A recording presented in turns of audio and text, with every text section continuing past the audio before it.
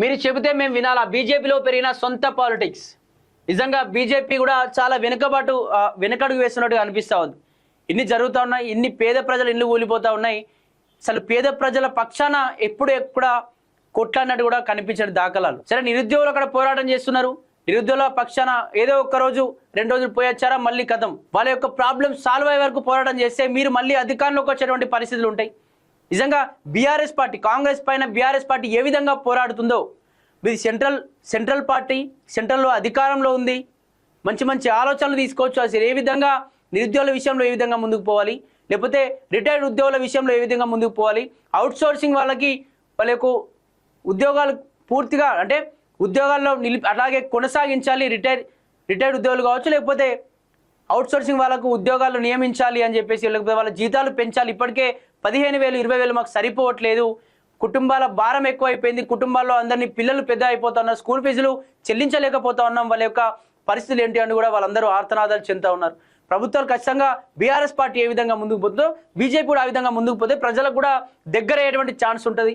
ప్రజలు ఎక్కడెక్కడ ఇబ్బందులు పడుతున్నారో అక్కడెక్కడికి వెళ్తే కూడా ప్రజలు పార్టీని కావచ్చు, లేకపోతే పార్టీలో ఉన్నటువంటి వాళ్ళ వ్యక్తులను కావచ్చు, వాళ్ళ కాన్స్టిట్యున్సీలో కావచ్చు, వాళ్ళ మండల పరిధిలో నాయకులను దగ్గర చేసేటువంటి పరిస్థితులు ఉంటాయి. కానీ కేంద్రంలో ప్రభుత్వంలో ఉన్నా కూడా ఎందుకు రాష్ట్రంలో వెనుకబాటు పడిపోతుందో అసలు ఇన్ఫర్మేషన్ లేక, లేకపోతే ఏ విధంగా ముందుకు పోవాలో తెలియకనా అని అర్థం కాని పరిస్థితులు ఉన్నాయి. పార్టీలో ఎదిగేందుకు నేతల బురద రాజకీయాలు, బీజేపీలో గ్రూప్ ఆధిపత్య రాజకీయాలు పెరిగిపోతున్నాయి. ఎవరికి వారు ఎదగాలనుకునే క్రమంలో సొంత పార్టీ నేతలపైనే బురద జల్లుతున్నారనే విమర్శలు వస్తున్నాయి. ఓవైపు రాష్ట్రంలో అధికారంలోకి వచ్చేలా పార్టీ కేంద్ర నాయకత్వం తీవ్ర ప్రయత్నాలు చేస్తుంటే, ఇక్కడ నాయకులు మాత్రం సొంత పార్టీ నేతలనే బలహీనం చేసేలా వ్యవహరిస్తున్నారని కేడర్ అసహనం వ్యక్తం చేస్తున్నది. ఒకరిపై మరొకరు ఆరోపణలు, విమర్శలు చేసుకుంటడంతో కార్యకర్తలు అయోమయానికి గురవుతున్నారు. పార్టీలో ఎప్పటికీ పాత, కొత్త, సీనియర్, జూనియర్ అంటూ విభజన స్పష్టంగా కనిపిస్తున్నది. రాష్ట్రంలో బీజేపీకి 8 మంది ఎంపీలు, 7 ఎమ్మెల్యేలు, 3 ఎమ్మెల్సీలు ఉన్నారు. అయినా విపక్ష పాత్ర పోషించడంలో, అధికార పార్టీ విమర్శలను తిప్పికొట్టడంలో విఫలమయ్యారనే విమర్శలు సొంత పార్టీ క్యాడర్ నాయకుల నుంచే వ్యక్తమవుతున్నాయి. పైగా ఒకరు చెబితే మేము వినాలా అనే ధోరణి పెరుగుతుందని పార్టీలో చర్చలు జరుగుతూ ఉన్నాయి. నిజంగా బీజేపీ పార్టీ ప్రజల పక్షాన పోరాటం చేయండి అంటే వాళ్ళే ముసుగులో గుద్దులాట, ఒకరిపైన ఒకరు బురద జల్లుకోవడం లాంటివి జరుగుతూ ఉన్నాయి. నిజంగా బీజేపీ పార్టీలు చూసుకున్నట్టయితే హుజురాబాద్లో ఈటెల గెలిచినప్పుడు కూడా, ఈటెల బీజేపీ నుంచి గెలిచిన తర్వాత మల్కాజ్గిరి ఎంపీగా ఈటెల గెలిచిన తర్వాత హుజురాబాద్లో ఈటెల లేడు కాబట్టి ఈటెల అనుచరులు ఈటెల వర్గం ఒక వర్గం అయిపోయింది, బండి సంజయ్ వర్గం ఒక వర్గం అయిపోయింది. ఇక్కడ వాళ్ళే కొట్టుకునేటువంటి పరిస్థితులు. అంటే ఇవేవి పైన ఈటెలకు కావచ్చు, లేకపోతే వీళ్ళకు తెలిసి జరగలేదా అంటే అన్ని తెలిసే జరిగాయి. ఇటు ఈటెల కావచ్చు, ఈటెల వర్గం ఈటెలకే సపరేట్, మళ్ళీ బండి సంజయ్ వర్గం బండి సంజయ్కే సపరేట్, మళ్ళా కిషన్ రెడ్డి వర్గం కిషన్ రెడ్డికే సపరేట్. అంటే ఈ విధంగా పార్టీలోనే ఒకటే పార్టీ నాయకులు ఒకే పార్టీ కండువా కప్పుకుంటారు. ఒకే పార్టీ సంబంధించిన ప్రణాళికలను వాళ్ళ యొక్క పార్టీ యొక్క మేనిఫెస్టోను ముందుకు తీసుకెళ్లేటువంటి ప్రయత్నాలు చేస్తారు. కానీ వాళ్ళే ముసుగులో అంటే ఒకరిపై ఒకరు బురద జల్లుకోవడం, అంటే నేను ఎదగాలి అంటే ఆ పక్క నా బీజేపీ క్యాండిడేట్ తొక్కడం లాంటి చర్యలు వాళ్ళే ఎందుకు చేస్తా ఉన్నారో అటువంటి అర్థం కాని పరిస్థితి. అంటే వీళ్ళే గుద్దుకోవడం వల్ల కూడా బయట సమస్యలు ఏమున్నాయో అర్థం కాదు. ప్రజల్లో అంటే వీళ్ళ లొల్లి పెట్టుకోవడం, అసలు వీళ్ళు అధికారంలోకి వస్తే మనకేం చేస్తారయ్యా అని ప్రజలు కూడా ప్రభుత్వాన్ని, పార్టీని పక్కనేటువంటి పరిస్థితులు ఉంటాయి. నిజంగా బీజేపీ కూడా ఆలోచించాలి, అసలు ఎందుకు అంతర్గతంగా వీళ్ళు ఎందుకు కొట్లాడుకుంటారు. ఒకసారి శాశ్వత పరిష్కారం అంటే ఓ పెద్ద మనిషిని కూర్చోబెట్టి మాట్లాడుకుంటే అయిపోతుంది కదా. ఎవరికి వారే తాము సీనియర్ అని కొందరు నేతలు చెబుతుండగా, తాము ప్రజల ద్వారా ఎన్నికై వచ్చామని మరికొందరు అంటున్నారు. ప్రజాప్రతినిధిగా గెలిచిన ప్రాధాన్యత ఇవ్వడం లేదని ఇంకొందరు నిట్టూరుస్తున్నారు. ఎవరికి వారిగా అగ్రనేతల దగ్గర ఇతర నాయకుల గురించి ఫిర్యాదులు చేస్తున్నారు. వారు చేస్తున్న వివాదాస్పద ప్రకటనలు అధిష్టానం దృష్టికి తీసుకెళ్తున్నారు. ఇంకా కొందరు నేతలు ఇలాంటి కార్యక్రమాలు చేపట్టడం లేదని, ప్రత్యర్థి పార్టీ నాయకులతో అంతర్గత సంబంధాలు, వ్యాపారాలు ఉన్నాయని ఢిల్లీ పెద్దలకు ఫిర్యాదు చేయడమే కాకుండా లేఖలు కూడా రాస్తున్నట్టు తేలింది. మీకు సమాచారం కోసం మాత్రమే ఇవి చెబుతున్నాం, పార్టీ మేలు కోరేవి మీ దృష్టికి తీసుకొస్తున్నాం, ఎవరిపై ఫిర్యాదు చేయాలనే ఉద్దేశం మాకు కాదు అంటూ ఫిర్యాదు చేస్తున్నట్లుగా సమాచారం. ఇలా అయితే పార్టీకి నష్టమని, దీన్ని సరిదిద్దాలని, నియంత్రించాలని, లేకుంటే ఇంకా ఎక్కువ నష్టం జరుగుతుందని ఎవరి కోణంలో వారు పార్టీ పెద్దలు సూచించినట్టు తెలిసింది. పార్టీ అగ్రనేతల దృష్టిలో పడాలని, వారి వద్ద మార్కులు కొట్టాలని తాపత్రయపడుతూ ఇతర నాయకులపై ఆరోపణలు, వారి దందాలు, సెటిల్మెంటు, భూ వివాదాలు, ఆర్థిక అవకతవకలను ఢిల్లీ పెద్దల దృష్టికి తీసుకెళ్తున్నట్లు చర్చలు జరుగుతున్నాయి. ఇతర నాయకుల మీద బురద జల్లడమే లక్ష్యంగా ఇదంతా చేస్తున్నారని రాజకీయ విశ్లేషకులు పేర్కొంటా ఉన్నారు.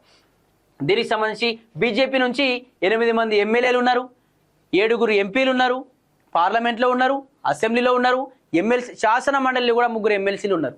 అయినా మళ్ళీ అసలు ప్రజల పక్షాన పోరాటం చేస్తున్నా అంటే గుండు సున్నా. తెలంగాణకు బడ్జెట్ ఏమైనా వచ్చిందా అంటే గుండు సున్నా. కనీసం తెలంగాణకి ఏమైనా వీళ్ళ ఉపయోగం ఉందంటే గుండు సున్నాగానే ప్రజలు కూడా చెప్తా ఉన్నారు. ఎందుకంటే వీళ్ళే అంతర్గతంగా లొల్లి పెట్టుకుంటా ఉంటే ప్రజలు ఏ విధంగా దగ్గర తీస్తారు? అసలు బీజేపీ అనేది తెలంగాణలో ఉందా అనేటువంటి క్వశ్చన్ మార్క్ కూడా ఎక్కువగా ప్రజల్లో రేజ్ అవుతా ఉన్నది. ఓన్లీ ఎలక్షన్లలోనే ఎలక్షన్ ప్రచారం అప్పుడు వెహికల్ కనబడుతుంది, అక్కడ ఉన్నటువంటి అభ్యర్థి కనబడతాడు, కానీ ఎప్పుడు కూడా ఇక్కడ ఉన్నటువంటి పరిస్థితుల్లో పాల్గొనడం, సమస్యలు పరిష్కరించే దిశగా ఎప్పుడు కూడా పోరాటం చేసినట్టు కనిపించలేదంటూ కూడా చాలా మంది ప్రజలు డైరెక్ట్ మైక్ పెట్టినా ప్రజలు అదే చెప్తారు. వీళ్ళ లోపల ఏం జరుగుతుందంటే పలానా వ్యక్తి లేకపోతే పలానా ఎమ్మెల్యే లేకపోతే పలానా ఎంపీ విపక్షాలు ఇతర పార్టీలతో కుమ్మక్కై ఇతర పార్టీలతో వ్యాపారాలు చేస్తున్నాడు, ఇతర పార్టీలతో బిజినెస్ డీలింగ్స్ చేస్తూ ఉన్నాడు, ఇతర పార్టీల యొక్క నిర్ణయాలకు కట్టుబడి ఉంటా ఉన్నాడు. మన పార్టీకి మచ్చ తెచ్చే విధంగా వీళ్ళ కార్యక్రమాలు, వీళ్ళ యొక్క లక్ష్యాలు ముందుకు పోతా ఉన్నాయి. ఖచ్చితంగా వీళ్ళపై యాక్షన్ తీసుకోవాలి, లేకపోతే బీజేపీ మళ్ళీ ఇక్కట్లో పడే పరిస్థితి ఉంటుంది, ప్రజల్లో బీజేపీపై వ్యతిరేకత వచ్చే పరిస్థితులు ఉంటుందని చెప్పేసి చాలా మంది లేఖలు రాస్తా ఉన్నారట సెంట్రల్ కమిటీకి.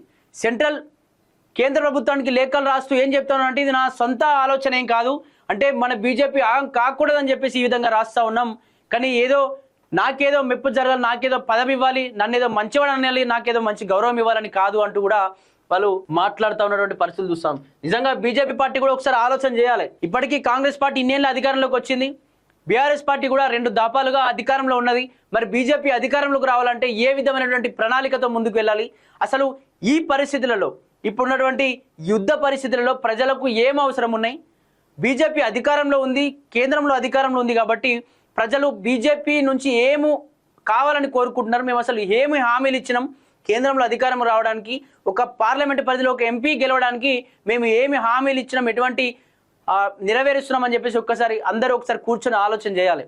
కూర్చొని అసలు ప్రజలకు ఏం కావాలి, మేము ప్రజలకు ఇయ్యగలమా లేదా, ప్రజలకు ఏ విధంగా ఇంకా 2 నెలలు అయితే మళ్ళీ ఎలక్షన్లు రాబోతున్నాయి, ఏ విధంగా ముందుకు పోవాలి, మేము చేసిన మంచి పనులు ఏంటి, ఇంకా చేయబోతున్నటువంటి పనులు ఏంటి అంటూ కూడా ఆ విషయమైనటువంటి మాటలు మాట్లాడకుండా మీరే అంతర్గతంగా గొడవలు పెట్టుకొని మీపై మీరే లేఖలు రాసుకోవడం, మీపై మీరే ఎదురు పార్టీలకు తొత్తులుగా పనిచేస్తాం, లేకపోతే విపక్షాలకు వాళ్ళతో కలిసి ఇతర పార్టీ వ్యక్తులతో, ఇతర పార్టీ ఎమ్మెల్యేలతో కావచ్చు, లేకపోతే ఎంపీలతో కావచ్చు వ్యాపారాలు చేస్తా ఉన్నాడు, బిజినెస్ డీలింగ్ చేస్తా ఉన్నాడు, వాళ్ళకు వంతు పాడుతూ ఉన్నాడు, మనకు పార్టీకి ఇబ్బంది అవుతుందని చెప్పి మీరే లేఖలు వేసుకోవడం కాకుండా ఒకసారి రాష్ట్ర కమిటీ ఏదైతే ఉందో సరే కూర్చొని మాట్లాడుకొని అసలు ప్రజలకు ఏం కావాలి, మనం ఏం చేయాలని చెప్పేసి ఈ విధమైనటువంటి మాట్లాడుకుంటే కూడా బాగుంటుంది. ఎందుకంటే ప్రజలు కూడా ఆల్టర్నేట్ చూస్తారు. ఒకసారి బీఆర్ఎస్ పార్టీని చూసిరు, ఒకసారి కాంగ్రెస్ పార్టీ నీళ్లను చూసిరు, మళ్ళీ కాంగ్రెస్ పార్టీ వచ్చినాక కూడా పరిపాలన ఎట్లుందో చూసిరు, ఒకసారి బీజేపీ వస్తే కూడా ఏ విధంగా ఉంటుందో అంటూ కూడా వాళ్ళు కూడా చూడాలనుకుంటారు. వాళ్ళు కూడా ఒకసారి మీకు అవకాశం ఇచ్చేటువంటి పరిస్థితులు ఉంటాయి. ఒకసారి వాళ్ళని కూడా ఒకసారి అర్థం చేసుకొని ముందుకు సాగితే బాగుంటుందని చెప్పేసి మా అభిప్రాయం.